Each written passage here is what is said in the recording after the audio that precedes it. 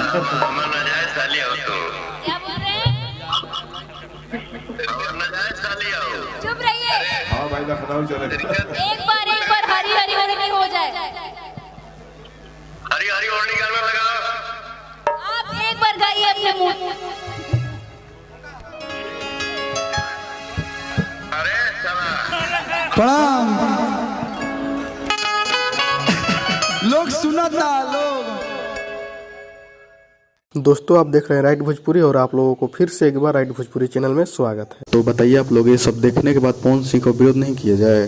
तो कुछ लोग बोलेगा कि पवन सिंह को झूठों के बदनाम कर रहा है। तो बताइए आप लोग ये सब देखने के बाद क्या पवन सिंह के खिलाफ वीडियो नहीं बनेगा तो क्या उनका आरती उतरेगा? चलिए कोई बात नहीं, अभी तक डिम्पल सिंह को पता है नहीं है कि नाजायज साली किसको कहा जाता है।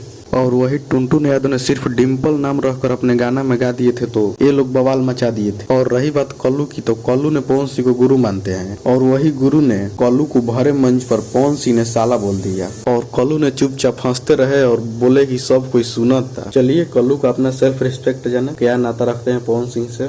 तो चलिए इस वीडियो में इतना ही। इसके बारे में आप लोग क्या कहना चाहते हैं कमेंट करके जरूर बताइएगा और अभी तक हमारे चैनल को सब्सक्राइब नहीं किए तो सब्सक्राइब कर दीजिए।